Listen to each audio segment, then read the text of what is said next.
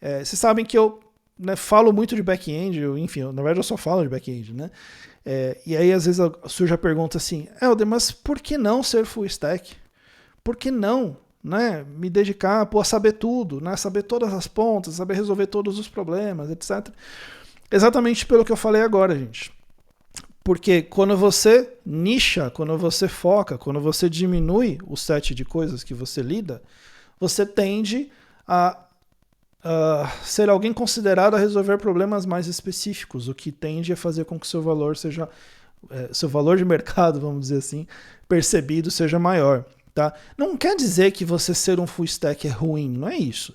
Só que tem muito mais full stack no mercado. Aliás, né, gente, como eu falei, né, tô fazendo 44 anos, estou nisso desde 1999.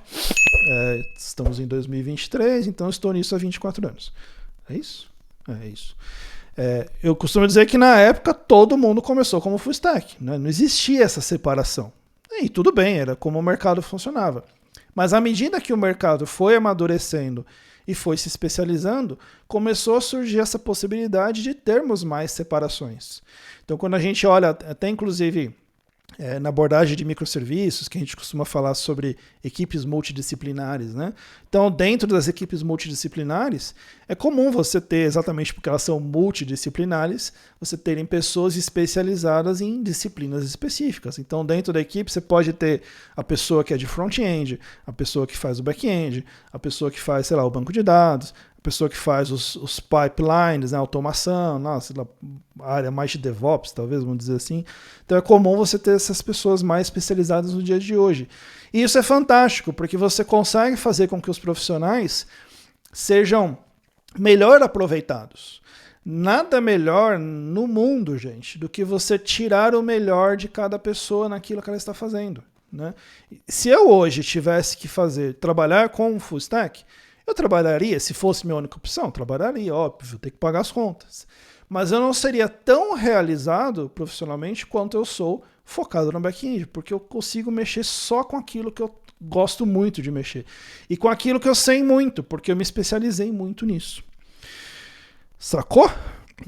Eu até vi uma vez alguém falando assim, não, mas isso é uma comparação errada, porque o pato, ele é fantástico, tipo, ele voa muito, ele voa a distâncias enormes, e realmente, quando o pato faz migração, ele voa a distâncias absurdas, eu não vou lembrar números agora, mas é um negócio absurdo. O pato, ele nada bem, ele pesca, tal, ele consegue boiar. Realmente, gente, ele consegue fazer coisas que provavelmente nenhum de nós faz aqui, e se faz muito male-male. A questão é, quem voa melhor? É um falcão, uma águia ou um pato? Quem nada melhor? É um tubarão ou um pato? Né? Quem corre melhor? É o Usain Bolt ou um pato? Né? É mais ou menos isso, é você não buscar ser o mais ou menos em um monte de coisa, mas é você buscar ser excelente em menos coisas, em poucas coisas. Sacou? E o Alisson falando, né, que o pato é uma presa fácil, a galinha é difícil de pegar. Exatamente, entendeu?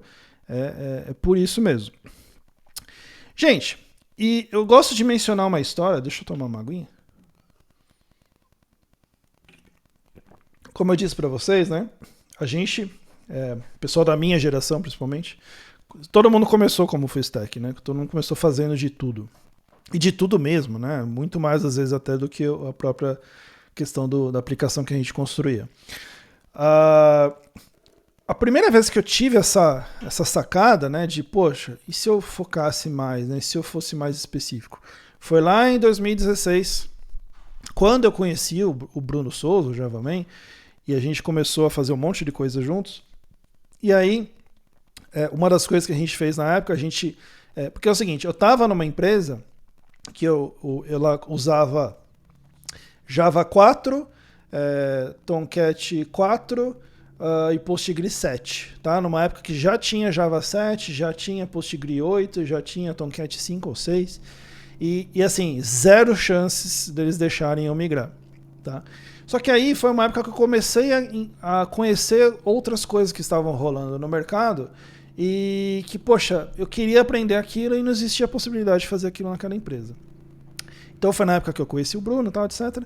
E aí eu falei, bom, se eu não consigo fazer aqui, eu preciso criar uma perna fora do meu horário aqui para a gente conseguir começar a investir nisso.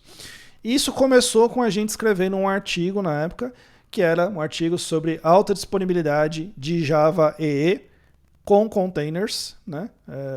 Naquela época. E naquela época, em 2016, container estava começando a explodir no mercado. Tinha sido lançado em 2013, 2014 veio o Kubernetes, aí começa a adoção, né? Então, 2, 3 anos que o negócio estava realmente começando a causar mais interesse. A gente escreveu um artigo, tanto que eu lembro que ele saiu na OTN, que era o antigo site de artigos técnicos da Oracle, que, sei lá, em uma semana teve 10, 15 mil visualizações daquele artigo. E aí o que aconteceu? Falei, pô, vou explorar mais isso. Só que explorar mais isso, eu continuei indo a fundo no Java EE, que na época não era Jakarta EE ainda, indo a fundo no Java EE, indo a fundo no container, não sei o que, esse negócio de disponibilidade, aplicações disponíveis, performance, etc. Então eu comecei a andar em torno desse contexto. Aplicações enterprise com Java em containers. E aí eu vi que o negócio realmente começou a trazer muito resultado para mim. Então assim, fui chamado para escrever livro, fui contratado pela Oracle para ser Developer Advocate na Oracle. Comecei, na época eu dei aula, eu comento pouco isso, mas eu dei aula numa pós aqui no Brasil sobre cloud. Enfim, as coisas começaram a girar a partir do momento que eu comecei a focar muito. E eu falei, caramba, tem algo mais nisso, né? E aí comecei a ver isso se repetindo na carreira de outras pessoas. À medida que eu comecei a conhecer, né, outros desenvolvedores com muito resultado, eu vi que eles tinham isso em comum também. Né?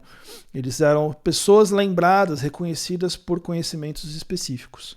Tá? Então, eu consegui ver isso na minha própria carreira e foi aí que eu comecei a entender que isso realmente tinha um poder muito grande. O mais legal, gente, olha só, né, o João Paulo falando, né? Eu fiquei bastante tempo nessa empresa e realmente não consegui fazer essa migração. Aí eu saí, e, enfim, saí dessa empresa, fui para outra, etc. Cerca de um ano depois que eu tinha saído, eles me contrataram como freelance para fazer a atualização deles para tecnologias mais recentes. Né? Por diversos motivos, mas acabou. E foi legal porque eu voltei para fazer esse freelance ganhando, sei lá, 3 vezes mais do que eu ganhava como funcionário lá. Então compensou bastante.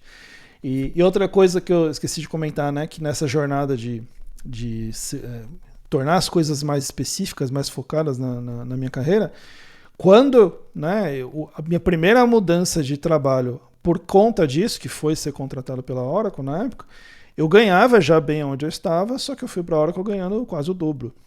Né? Então eu percebi o resultado não só de oportunidades, de fazer aquilo que eu queria, mas resultado financeiro mesmo, de ganhar bem por fazer aquilo. Beleza? Se esse vídeo foi útil para você, eu tenho um convite para te fazer. Vai rolar a Jornada Back-End Expert, o evento onde eu vou te ensinar os primeiros passos para você ganhar um salário de acima de R$18 mil por mês usando Java no back-end. Para participar é muito simples, o link de inscrição está na descrição deste vídeo. Lá tem todas as informações do evento e também o formulário para você se inscrever e receber o acesso direto no seu e-mail.